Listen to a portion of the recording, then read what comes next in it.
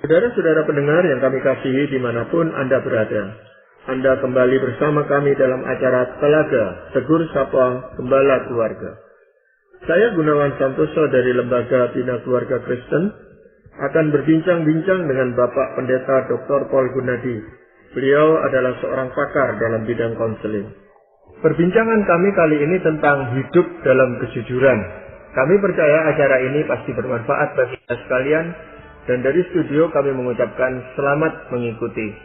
Pak Paul, kejujuran memang sesuatu yang dituntut bahkan oleh masyarakat dan juga di dalam diri kita sendiri gitu Pak Paul ya. Tetapi masalahnya kita itu kan punya kecenderungan untuk tidak jujur Pak Paul.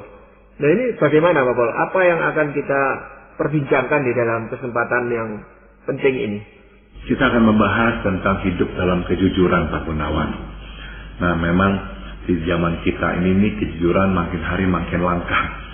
Jadi ya kita mau angkat hal ini supaya kita sebagai anak-anak Tuhan nggak sampai kejeblos ya akhirnya hidup justru di dalam ketidakjujuran. Nah kita akan belajar bahwa ternyata bukan saja baik ya secara rohani hidup jujur, tapi hidup jujur juga baik secara jiwani atau secara psikologis. Nah inilah hal yang akan kita soroti Pak Gunawan. Iya, karena seringkali orang kalau diajak bicara tentang kejujuran itu orientasinya hanya uang gitu Pak Paul. Jadi padahal sebenarnya kan banyak sekali di kehidupan ini yang perlu disikapi secara jujur gitu Pak Paul. Misalnya ya tentang dirinya sendiri, tentang orang lain ya. Banyak hal itu sebenarnya. Nah ini bagaimana kira-kira Pak Paul hidup dalam kejujuran ini? Jadi yang kita mau soroti adalah kejujuran mengakui siapakah diri kita ini Pak Gunawan.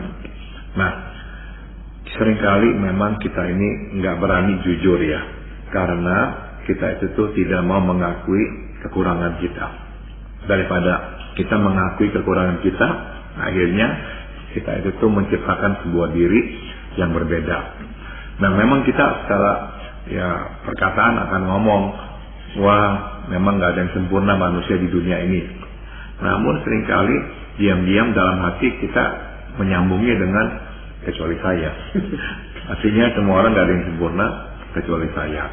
Nah kenapa pakai berkata begitu? Sebab seringkali kalau kita mendapat kritikan kita marah. Kalau kita konsisten kita berkata saya gak sempurna, saya banyak kelemahan. Ya udah kalau orang kritik kita ya kita terima dong. Tapi kan kenyataannya gak demikian. Waktu orang kritik kita kebanyakan kita tersinggung kok. Kenapa kita tersinggung? Kita mungkin berkata, dia nggak ngerti lah, dia itu sembarangan ngomong lah, dia memang pengen menyerang kita lah. Jadi kita salahin orang. Apa yang dia katakan kita nggak mendengarkan. Nah jadi kalau kita jujur dan bertanya kenapa kok kalau orang kritik kita marah? Ya karena memang kita beranggapan bahwa kita tuh sebaik itu atau sesempurna itu. Makanya nggak ada kelemahan dalam diri kita. Jadi waktu orang menunjukkan kita ada kelemahan, kita nggak terima. Begitu. Nah jadi Pak Gunawan, kita sekarang akan melihat secara spesifik lagi apa tuh penyebabnya kok susah sebagian orang itu untuk menerima kritikan. Nah, asumsinya adalah ada sebagian orang yang bisa menerima kritikan.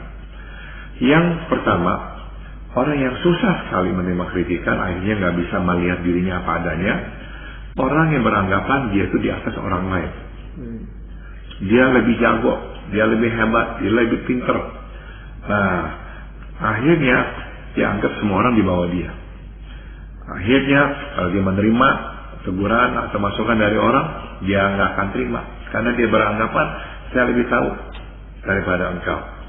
Nah orang ini mungkin akan berkata, enggak, saya nggak begitu kok. Kalau saya terima kritikan dari orang yang di atas saya, yang saya anggap lebih hebat daripada saya akan terima.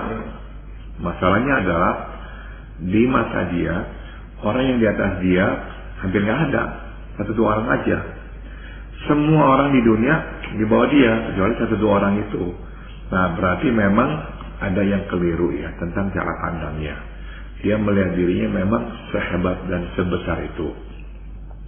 Tapi ada jenis yang kedua, yang sangat juga sulit menerima kritikan akan kelemahannya. Yaitu kebalikannya Pak Gunawan. Orang yang justru beranggapan bahwa dia itu tuh nggak bisa apa-apa. Orang minder. Nah kita berpikir pastilah orang minder kalau kita kritik akan mau mengakui kelemahannya. Enggak. Sebagian orang minder akan mengakui, tapi sebetulnya akan lebih banyak orang minder yang nggak gampang-gampang mengakui kelemahannya. Kita mungkin bertanya kenapa? Kan seharusnya dia mengaku dia nggak bisa ini, nggak punya ini dan sebagainya. Karena bagi orang yang minder, dia itu hanya punya sedikit. Jadi waktu dikritik, seolah-olah yang sedikit itu tuh diambil oleh orang. Jadi akhirnya dia membela, menggenggam yang dia punya yang sedikit itu. Akhirnya apapun yang dikatakan orang kepada dia mental kembali karena dia nggak mau dengar. Iya. Nah jadi orang yang memang lebih bisa menerima kritikan, orang yang memang bisa melihat dirinya dengan tepat, Pak Gunawan. Ya, jadi bukan karena kedudukan atau kekayaan yang dia miliki lalu dia tidak senang kalau dikritik orang lain gitu Pak Boleh. Bukan, jadi memang sifat orang itu ya, memang sifat orang itu yang tidak mau dikritik orang lain ini. Ada orang yang seperti begitu, tapi memang kalau kita lihat ke belakang, kenapa kok dia begitu? Nah biasanya memang penyebabnya adalah karena bagaimana dia melihat dirinya, Pak Gunawan. Tapi kalau orang misalnya mempunyai gambar diri yang memang pas, yang tepat ya, maka waktu orang ngomong sama dia kelemahannya apa, dia bisa terima. Sebab kenapa? Kalau kita punya gambar diri yang tepat, kebanyakan kita sendiri udah tahu kita lemah di mana. Itu sebabnya waktu orang ngomong, berikan kita masukan, kita akan terima. Nah, dalam kesempatan yang lampau kita telah bicara juga bahwa kalau kita ini hidup dalam realitas, kita akan mengalami kemerdekaan. Ya, nggak lagi dipenjara oleh niat atau keinginan untuk menampilkan diri yang bukan diri kita. Nah, kalau dalam hal ini ya kita ini memang mengakui diri kita apa adanya, justru memang kita akan lebih bisa melihat diri kita. Jadi mulailah dengan mengakui diri kita apa adanya. Makin bisa mengakui, makin bisa melihat jelas. Oh iya saya begini, oh iya saya nggak begitu, oh iya saya efektif di sini, oh iya saya nggak efektif di sana. Nah makin kita melihat jelas, waktu orang ngomong kasih masukan, kita lebih mudah terima. Karena sebelumnya kita udah terima kok. Saya berikan contoh Pak Gunawan. Saya ini makin tua, saya tahu saya makin nggak begitu relevan bicara kepada kaula muda. Ada orang yang berkarunia, meskipun udah usia lebih tua, masih bisa relevan dengan kaula muda. Tapi kebanyakan orang yang enggak. Nah saya seperti kebanyakan orang, enggak memang. Saya pernah diundang bicara di suatu pertemuan. Dan yang hadir adalah anak-anak remaja. Saya nggak usah diberitahukan, saya udah ngelihat. Saya itu nggak efektif. Sebab lagi saya bicara, anak-anak itu tuh kebanyakan nggak dengerin saya. Masalahnya selesai, pemimpin remaja itu, yang kebetulan saya kenal dengan baik, ngomong terus terang sama saya. Pak Paul, tampaknya Pak Paul sekarang makin gak relevan ya, nggak cocok ya sama remaja. Saya bilang iya. Sebab kenapa ya? Memang udah lihat kok saya begitu. Jadi saya mau tahu diri. Di gereja yang saya layani juga sama. Saya bicara kepada kaula muda, saya merasa sendiri. Mereka juga nggak begitu bisa menerima saya. Ya udah saya terima itu. Nah justru kalau misalnya saya kebalikannya, oh nggak bisa. Yang masalah itu kamu tuh. Kamu tuh yang nggak bisa melihat, nggak bisa menghargai. Saya sebetulnya masih bisa kok ngomong dan sebagainya. Kan jadi rusak semuanya. Nah, waktu orang kritik, kita jadi marah sama orang. Waktu orang berkata mendingan yang lain dah, wah kita tersinggung. Jadi akhirnya kita menimbulkan masalah kanan kiri. Jadi tadi yang saya singgung, pentingnya kita mengakui. Ya udahlah diri kita ini. Makin mengakui, makin melihat kekurangan dalam diri. Makin bisa melihat kekurangan dalam diri, makin kita bisa menerima suatu orang mengkritik kita. Sebab kita udah tahu kok. Apa bukan karena bentuk kritikan itu Pak Paul? Orang mengatakan ada kritik yang membangun dan kritik yang merusak. Kalau kritik membangun, orang ini bisa nggak nerima kira-kira? Memang istilah membangun, merusak dan sebagainya, yaitu istilah yang baik ya. Dengan artian membangun artinya tujuannya baik lah gitu untuk membangun orang. Sedangkan kritik yang merusak itu tujuannya jahat lah untuk menjatuhkan orang. Tapi saya harus akui, sebetulnya kritikan mau diapain pun, dikemas seperti apapun, tetap ya kedengarannya nggak enak. Karena kita sebagai manusia inginnya dipuji, nggak mau dikritik ya. Jadi waktu orang mengkritik kita, ya udahlah terima kenyataan bahwa perasaan kita akan kurang enak. Tapi kita masih ingetin diri kita, ya memang benar kok begitu. Ya udah, atau meskipun kita belum melihatnya atau nggak setuju dengan dia, tapi kita berkata, enggak kok, dia tulus kok ngomong. Mungkin itu yang dia lihat. Ya udah, kita perhatikan, kita berkata oke, terima kasih, daripada kita berkata kritikmu itu tuh nggak membangun, malah merusakkan. Nah akhirnya justru kita menjadi orang yang semua kritikan kita anggap merusak. Orang yang terus menerus bilang ini merusak, akhirnya memang nggak pernah lagi dapat kritikan, Pak Gunawan. Iya, tapi kok ada orang itu yang memang mencari-cari kritikan gitu Pak Wal. Setiap kali misalnya dia tampil atau dia selalu datang kepada orang lain mengatakan apa tadi kekurangannya. Jadi seolah-olah memang mencari, tapi begitu diberitahukan dia tidak bisa menerima itu dengan rela gitu Pak Wal. Memang ada orang yang mencari-cari ya, karena niat baiklah, dia mau memperbaiki dirinya. Ada orang yang seperti itu. Tapi ada orang yang sebetulnya yang tadi Pak Gunawan singgung, sebetulnya dia ingin dipuji. Yang dia cari bukannya kritikan, tapi pujian. Tapi kan gak enak ngomong terus terang. Puji saya dong, ya nggak mungkin. Jadi akhirnya dia ngomongnya adalah apa tuh kritikannya, saya kurang di mana tuh. Tapi waktu kita beritahukan, dia malahan membela diri, kamu nggak ngerti, mesti begini. Ya sama juga. Jadi artinya memang dia maunya dengarnya pujian. Iya, memang betul. Kalau orangnya merespon dengan enggak bagus gitu, walaupun ini penipu ini sebenarnya. Wah, dia senang sekali. Lain-kali dia datang lagi kepada orang yang sama itu. Ya itulah ya, orang yang mau hidup dalam alam pikirannya sendiri, nggak mau hidup dalam realitas, akhirnya akan dikelilingi oleh orang-orang yang makin membuat dia hidup dalam alam pikirannya sendiri, dan akhirnya dia makin jauh dari realitas. Si orang yang mau mengakui kelemahannya, menerima kritikan, dia makin hidup dalam realitas dan makin akan dikerumuni oleh orang. Karena ada apa-apa orang juga enak ngomong sama dia, tegur sama dia, dan dia akhirnya makin diperkaya oleh masukan-masukan dari orang lain itu. Iya, jadi yang terlihat di sana adalah orang yang tidak jujur ini terhadap dirinya, lalu menularkan ketidakjujuran itu kepada orang lain, membuat orang lain itu lalu munafik gitu. Iya. Sebenarnya dia mau memberikan kritikan karena takut dimarahi, lalu ya akhirnya pujian yang disampaikan itu. Iya. Seringkali orang yang akan menerima perlakuan seperti itu adalah pemimpin, Pak Gunawan. Karena bawahan biasanya tuh nggak berani ngomong terus terang sama pemimpin. Jadi apa yang pemimpin katakan dia iyakan aja. Nanti ada cerita satu, ini memang benar-benar kejadian. Hitler sebetulnya itu dikelilingi oleh jenderal-jenderalnya yang benar, yang bisa melihat realitas dengan apa adanya dan berani ngomong sama dia. Kita tahu bahwa Jerman atau Nazi waktu di bawah Hitler itu menyerang negara-negara di sekelilingnya, ya Polandia, Austria. Nah, akhirnya benua Eropa hampir seluruhnya dikuasai oleh Nazi. Yang mau dikuasai tapi nggak jadi adalah Inggris. Nah, Hitler merasa, waduh, besar hati, bisa mengembangkan sayapnya sebegitu besar, sampai juga ke Afrika, menyerang negara-negara di situ. Kemudian dia terpikir dia mau serang Soviet, Uni Soviet. Sekarang nggak ada lagi, sekarang jadi Rusia dan sebagainya. Nah, waktu dia mau menyerang Uni Soviet, panglimanya berkata jangan. Penasihat militernya bilang, ingat Napoleon Bonaparte, mau menyerang Soviet, akhirnya kalah karena musim dingin di sana nggak ketolongan. Hitler nggak terima, dia merasa dia lebih hebat dari siapapun dan pemikirannya lebih jitu daripada penasihat militernya. Dia kerahkan tentara Jerman menyerang Soviet. Nah kita tahu di Saint Petersburg tentara Jerman kalah karena rakyat keluar bakar lumbung-lumbungnya.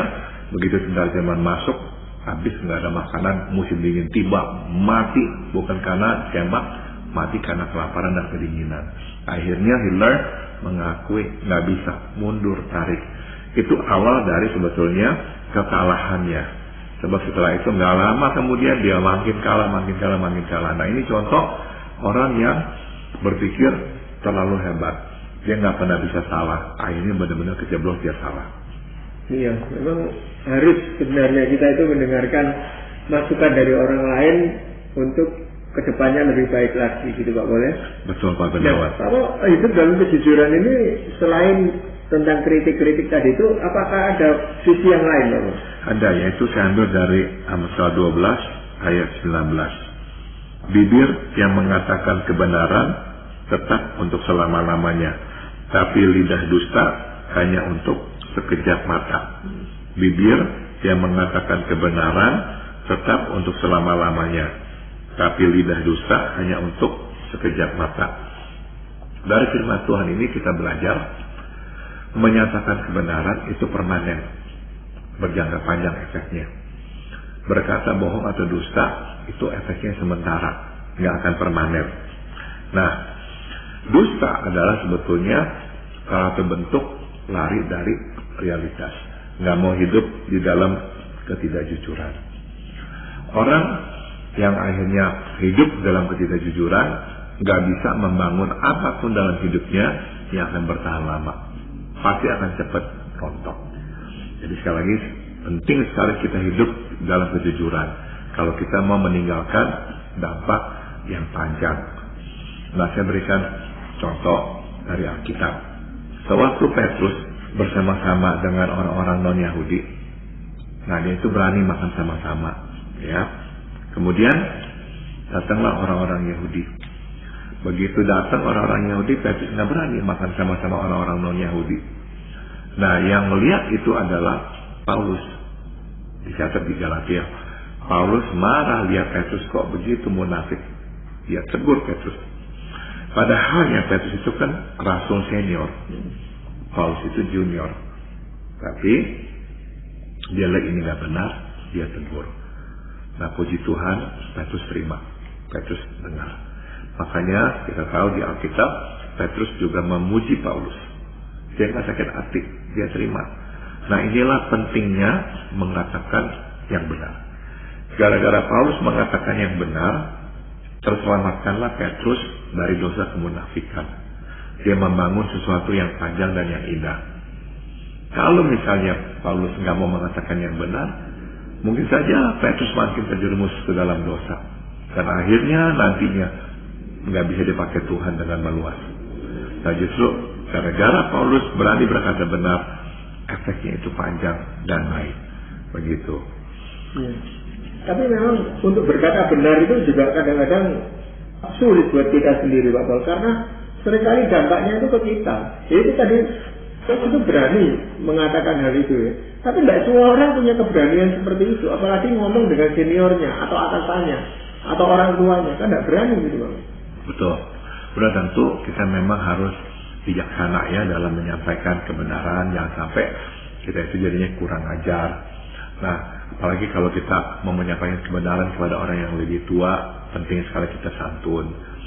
Dan kita juga nggak menunjukkan bahwa oh kita ini lebih baik daripadamu. Nah, makanya sikap itu penting dalam menyampaikan kebenaran. Ada satu contoh lain lagi di Alkitab, orang yang menyampaikan kebenaran, yaitu Yohanes Pembaptis. Dia tahu Raja Herodes baru menikahi istrinya, Herodias. Masalahnya adalah Herodias itu sebelumnya istri dari adik tirinya Raja Herodes. Jadi Raja Herodes saat itu tuh ke kota Roma. Di Roma dia bertemu dengan adik tirinya. Nah, adiknya punya istri itu Herodias. Dia suka sama Herodias, dia ambil, dia kawin. Dia nggak peduli sama adiknya sendiri. Nah, Yohanes Pembaptis tahu itu. Begitu dia lihat Raja Herodes, dia tegur langsung. Nah, kita tahu ceritanya. Akhirnya Herodes marah, ditangkaplah Yohanes Pembaptis. Herodias si istri dendam, menyuruh akhirnya putrinya untuk mengatakan kepada Herodes, apa tuh hadiah dari saya menari tadi? Kepala Yohanes Pembaptis. Nah, ini Yohanes Pembaptis kehilangan kepalanya, dibunuh oleh Raja Herodes. Tapi kita lihat sekarang Pak Gunawan, hasil akhirnya.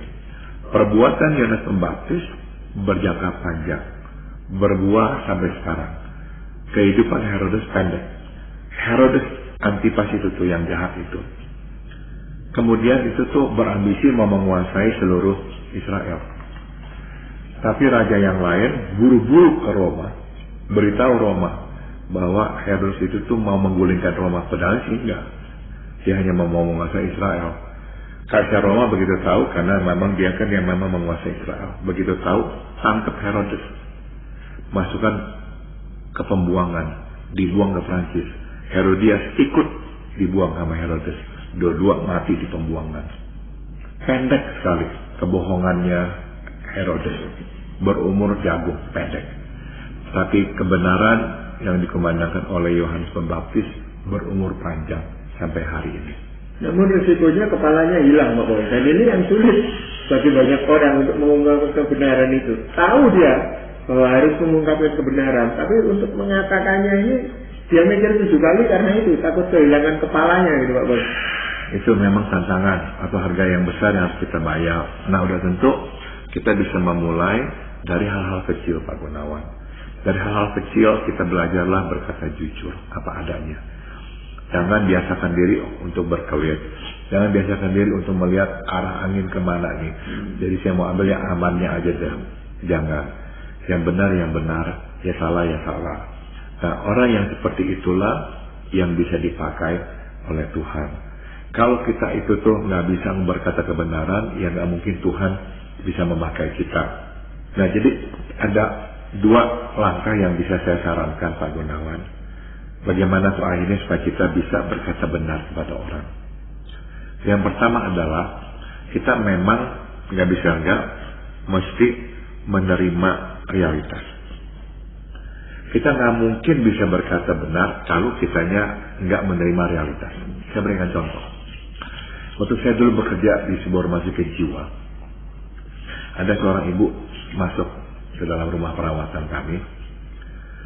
Terus saya tanya dia, waktu saya melakukan interview, apa yang membuat ibu tuh masuk ke rumah sakit, ada apa? Dia menjawab, tidak ada apa-apa, semua baik-baik saja. Suami saya baik, anak-anak semua baik, nggak ada apa-apa. Saya kaget. Kenapa Pak saya kaget, Pak Gunawan? Karena matanya tuh hitam, bekas dihajar sama suaminya. Jadi saya udah baca laporan tentang dia, dan saya sudah tahu dia itu tuh dipukul oleh suaminya. Jadi akhirnya masih dibawa sama polisi ke rumah sakit. Tapi yang mengagetkan adalah jawabannya itu, saya nggak ada apa-apa, semuanya baik. Nah, dia nggak hidup dalam realitas, nggak hidup dalam kejujuran, karena dia nggak mau menerimanya, Pak Gunawan. Nah, bagaimana dia bisa berkata yang benar? Banyak yang kalau dari mulut dia adalah kebohongan. Saya mengerti kenapa dia berbohong. Saya manusia, saya ngerti dia ingin mempertahankan keluarganya, dia nggak mau kehilangan keluarganya. Jadi dia ngomongnya untuk menutupi lah masalah dalam keluarganya. Saya ngerti manusia, kita manusia kadang-kadang ya tergoda untuk berkata begitu. Tapi akhirnya gara-gara dia nggak mau hidup dalam realitas, dia nggak bisa ngomong hal yang benar, dia juga nggak mendapatkan pertolongan. Bagaimana orang bisa menolong dia kalau dia berkata keluarganya semua baik-baik? Walaupun waktu dia ngomong begitu matanya tuh masih hitam, Pak Gunawan, soalnya baru dipukul kemarin. Nah, dia tapi nggak bisa ngelihat matanya yang hitam itu. Nah, jadi akhirnya kan yang dirugikan ya dia juga. Itu sebab Tuhan meminta kita untuk hiduplah dalam kejujuran. Sebab dengan kita dalam kejujuran lah kita nanti bisa juga ditolong oleh orang kalau kita ada masalah. Ya, tapi memang kalau kita tahu seperti itu masalahnya mungkin masih bisa menolong, Pak Bol, karena ada tanda yang kelihatan kita bisa mulai menanyakan misalnya itu kenapa? Ya dia masih bisa berkelit dan berkata, oh ini jatuh atau ketabrak pintu atau apa bisa. Tetapi kalau orang benar-benar mau menutupi dirinya lalu berbohong, nah ini yang sulit kita masuk untuk menolong dia, Pak Bol. Iya. Kadang-kadang memang orang nggak siap, Pak Gunawan, untuk mengakui inilah kondisi yang sebenarnya. Nggak siap. Karena kenapa ya? Karena orang memang mau orang melihatnya tuh dengan pandangan tertentu. Iya. Mereka nggak siap dilihat sebagaimana apa adanya. Nah, yang kedua, untuk kita bisa akhirnya berkata yang benar dan hidup dalam kejujuran, kita juga tadi udah disinggung, mesti berani memang menanggung risiko. Artinya, ya apapun yang menjadi akibat dari perbuatan kita, ya udah kita harus tanggung. Saya ini menyadari, kalau kita itu tuh berbuat salah, ya maunya kita lepaslah dari konsekuensi, kita nggak mau menanggungnya. Tapi ya kalau kita nggak tanggung sekarang, itu akan terus menghantui dan mengejar kita, dan akan terus membuat kita hidup di dalam kebohongan. Dia berikan contoh. Presiden Richard Nixon terlibat skandal Watergate di tahun 70-an. Salah satu asisten yang ikut adalah Chuck Colson. Nah, setelah dia itu akhirnya ketahuan terlibat dalam skandal Watergate, dalam keadaan stres berat, seorang sahabatnya memberitakan Injil kepada dia, dan dia menerima Tuhan Yesus sebagai juru selamatnya. Nah, kemudian dia itu dalam proses pengadilannya hampir dibebaskan Pak Gunawan. Tapi dia berkata, saya salah kok. Saya memang bisa pakai jalur hukum dan sebagainya sehingga saya bisa bebas. Gak mau. Dia langsung waktu ditanya oleh hakim mengaku salah atau tidak, dia mengaku salah. Gara-gara itu dia masuk penjara. Dia masuk penjara, dia keluar, dia dipakai Tuhan menjadi seorang pelayan untuk melayani orang yang di penjara. Tapi yang terpenting, dia benar-benar menjadi orang yang merdeka. Jadi kalau kita berani tanggung resiko, berani tanggung konsekuensi perbuatan kita menjadi orang yang paling merdeka di dunia ini. Iya, memang kita harus sangat berhati-hati dengan perkataan ini Bapak, karena mudah sekali kita itu terperosok pada dusta-dusta. Tiap-tiap hari bisa terjadi seperti itu. Dari hal-hal yang kecil sampai ke hal-hal yang sangat serius kita berdusta gitu Pak Paul. Betul. Nah, apakah Pak Paul mau menyampaikan ayat firman Tuhan yang bisa menjadi pedoman bagi kita? Ada Pak Gunawan, itu dari Efesus 4 ayat 25. Karena itu buanglah dusta dan berkatalah benar seorang kepada yang lain, karena kita adalah sesama anggota. Ini firman Tuhan ya. Buang dusta, berkata benar. Itu besarnya. Dan waktu kita membuang dusta berkata benar, kita menyenangkan hati Tuhan nomor 1, dan nomor 2, kita dapat dipakai Tuhan.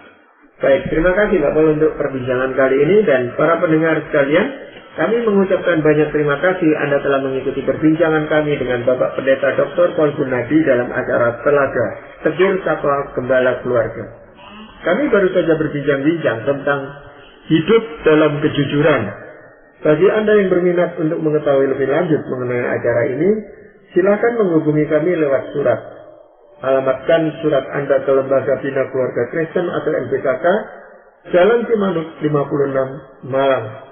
Kami juga mengundang Anda mengunjungi situs kami di www.telaga.org. Saran-saran, pertanyaan, serta tanggapan Anda sangat kami nantikan. Akhirnya dari studio kami mengucapkan terima kasih atas perhatian Anda, dan sampai jumpa pada acara Telaga yang akan